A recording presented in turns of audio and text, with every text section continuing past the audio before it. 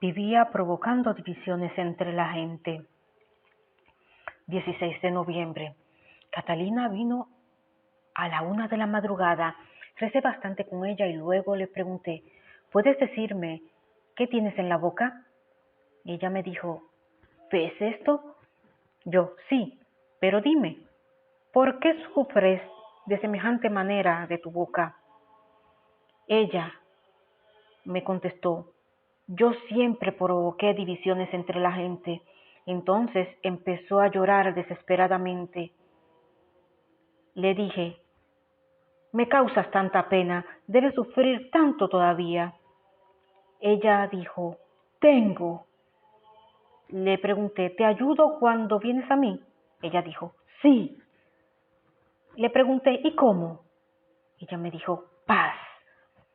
Yo, explícame mejor. Ella, tú me das paz. Le pregunté, ¿pero cómo puedo hacerlo? Al instante se acercó a mí y me susurró algo al oído. No pude entender y desapareció. Extraño cómo se pasa de rápido el tiempo con las pobres almas. Cuando ella llegó, el reloj acababa de dar la 1 y se fue a las 4:30. Creí que había estado aquí no más de media hora. Estaba bien vestida y tenía una cadena de oro. Si pudiese describirla, no es tan vieja, quizás tiene unos 40 años. Espero que venga de nuevo, ahora que está más simpática. 17 de noviembre. Ahora viene a verme en otras habitaciones. Se me ha presentado 9 veces. 19 de noviembre. 2 días continuos de paz. Estoy más desahogada. 20 de noviembre. Catalina se estuvo casi toda la noche aquí conmigo, siempre tranquila. Permanece así solo en esta hibridación. Enrique también vino. Tiene un aspecto horrendo. Lo reconozco muy bien. No tiene paz y suspira con mucha angustia. Le pregunté a Catalina, ¿ves a la pobre alma que está aquí contigo? Ella me dijo, no. Le pregunté, ¿y por qué no? Ella me dijo, porque estoy unida a ti. Y añadió otras cosas más que no entendí. Y le pregunté, ¿vendrás a verme con frecuencia? Ella dijo, sí puedo. Le pregunté entonces, ¿quién te lo permite? Ella me contestó, la misericordia. Luego desapareció. Después de la comida vi al caballero en la iglesia. Me acerqué a él para preguntarle algo, pero no se mueve, sigue rezando. He tocado su armadura, es dura, no es viejo, tiene cabello largo y rubio. 21 de noviembre. Enrique estuvo aquí bastante tiempo y me mira como irritado. Empieza a lamentarse. La oración lo pone más inquieto, diría que casi furioso. Catalina vino por la mañana. Me alegré mucho de no estar más sola con Enrique. Ella comenzó la oración por sí sola, tan agradable que me conmovió hasta el punto de que me hizo llorar. Me siento tan arrepentida de seguir pensando en mí misma. Enrique permanecía allí de pie. La diferencia entre los dos es tan grande como el día y la noche, como la ira y la dulzura. Catalina está del todo cambiada. Le pregunté, ¿ahora estás mejor? Ella me dijo, veo la luz. Yo le pregunté, ¿entonces puedo dedicarme por completo a otras almas? Ella me dijo, no me abandones todavía. Luego desaparecieron los dos. Si pudiese recuperarme para ayudarlos más, sí, podría ayunar más aún, pero entonces no podría satisfacer a los demás. Ya no tengo tanta fuerza para ocultar durante el día aquello que sufro por la noche. Catalina, muerta en 1680. El 22 de noviembre tuve muchos deseos de borrar lo que escribí ayer, pero no lo hago pues sé que poca caridad tengo y cuán pusilánime soy. ¿Cómo he podido pensar que Dios no me dará fuerzas? Estuvieron nuevamente ambos aquí. Enrique siente repugnancia de la oración, lo demuestra en la cara. He notado un cambio en la boca de Catalina. A veces sonríe. Le pregunté, ¿cuándo moriste? Ella me dijo, en Hornum, 1680. Le pregunté, ¿dónde estás sepultada? Ella me dijo, en Kempten. Kempten es la capilla de Iligüí, conocida sobre todo por la Basílica de San Lorenzo y el castillo principesco, construido por el famoso arquitecto de la época barroca, Michel Beer de Vorarlberg.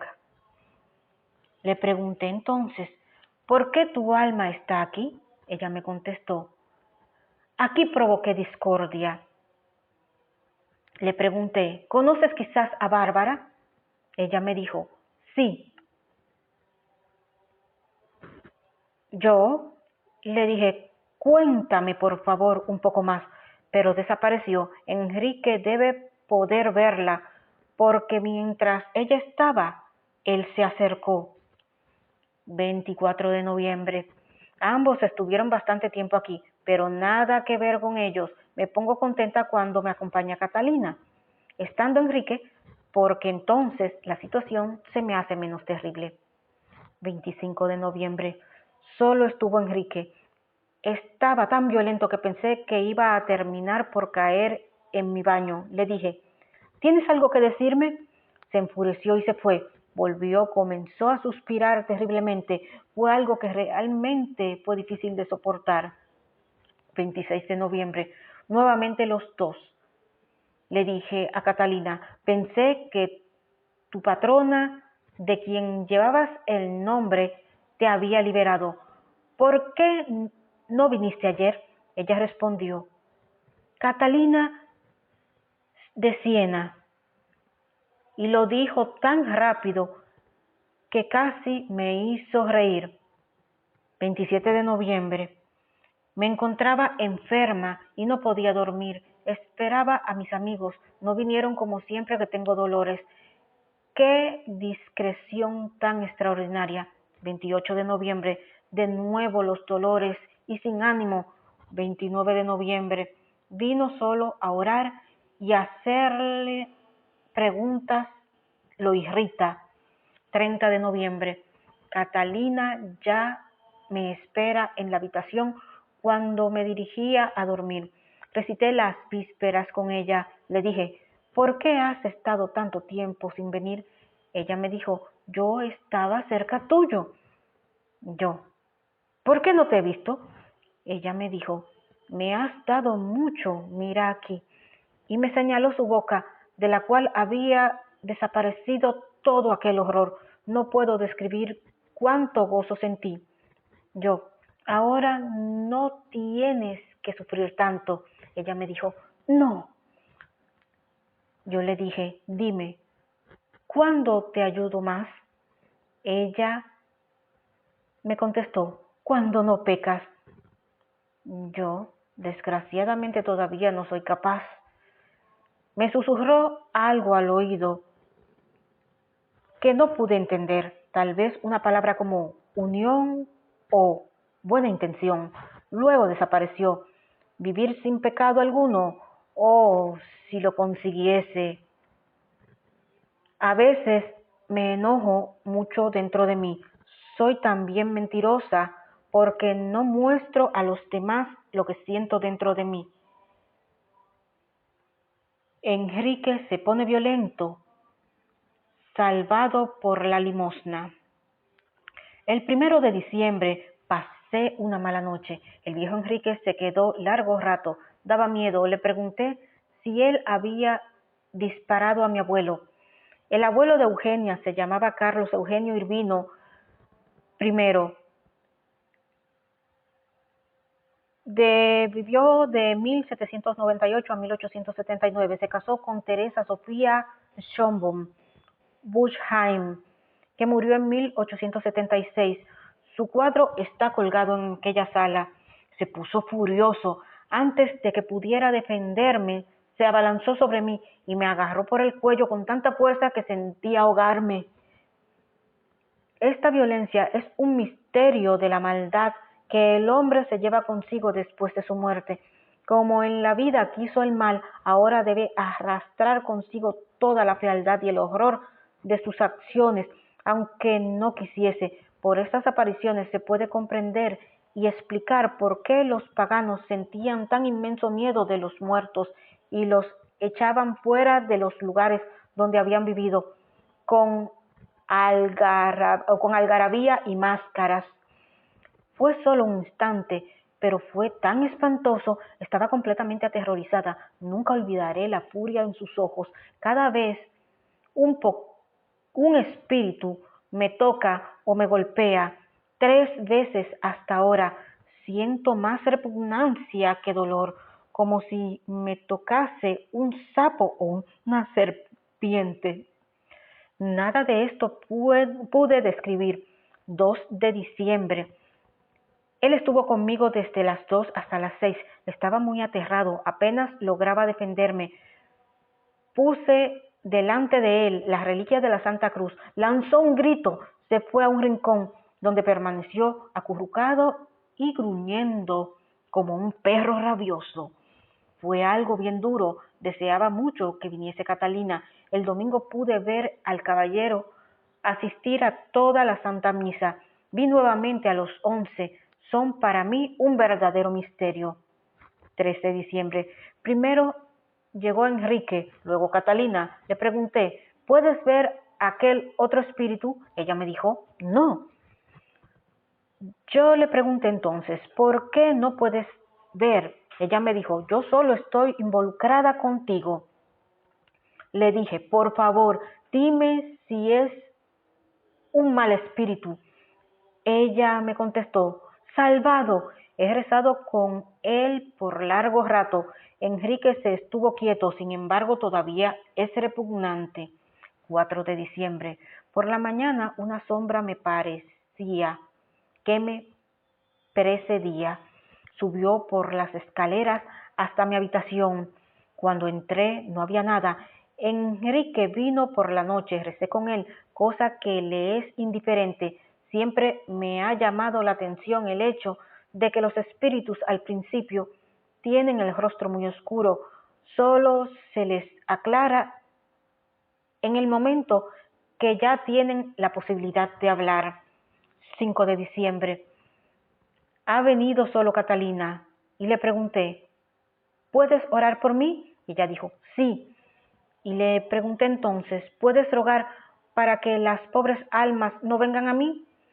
Porque así también podría conseguir paz. Ella dijo, no. Le pregunté entonces, ¿por qué no? Ella me respondió, es voluntad de Dios. Ya no debo pensar más en mí misma. Estas palabras me golpearon como una orden de Dios. Luego le mostré la reliquia de la Santa Cruz y le pregunté, ¿conoces esto? Ella dijo, sí. Yo le pregunté, ¿quién es? Ella me dijo, santo. El 6 de diciembre, nuevamente aquella sombra en la escalera se parece a uno de los 11. Enrique estuvo aquí casi toda la noche. La reliquia de la Santa Cruz es mi defensa. Ya no se me acerca tanto. 7 de diciembre. Mi querida Catalina se quedó bastante tiempo. Yo le pregunté, pero dime, ¿por qué debes permanecer tanto tiempo en el purgatorio? ¿Has hecho muchísimo mal con la lengua? Ella dijo, sí, sin confesarme, sin arrepentirme. Yo le pregunté, pero entonces, ¿cómo fuiste salvada? Ella me dijo, limosna. Le pregunté entonces, ¿por qué moriste sin sacramentos? Ella dijo, ahogada. Le pregunté entonces, ¿qué puede hacer aún por ti? Me susurró nuevamente algo al oído. Participación en el cuerpo de Cristo, pero no puedo afirmarlo con seguridad. Solo entendí de seguro participación de Cristo. Luego se fue. Inmediatamente después llegó Enrique, igual que la última vez. Me parece que hago tan poco por él. Siempre se divide y lo poco que ofrezco no basta para los dos. Me he dado cuenta de que no me asusto más. Si pasa algo, puedo ver incluso en la oscuridad Sin embargo, la luz es más cómoda para mí. 8 de diciembre. Enrique parecía una bestia. Se tiró al suelo. Me encomendé a la Virgen. Luego se calmó un poco. Mis oraciones son muy distraídas, solo con los labios, pues todo mi ser y mi pensamiento se vuelven hacia el fantasma, que no pierdo de vista por tanto miedo.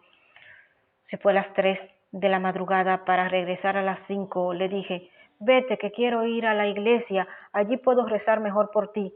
Lanzó un terrible grito, volví a rezar por él y comenzó a llorar tan amargamente que quise decirle algo bonito, una palabra amable, así que le dije, todavía te agradezco, porque cuando de pequeña me diste pequeñas alegrías y no lo he olvidado.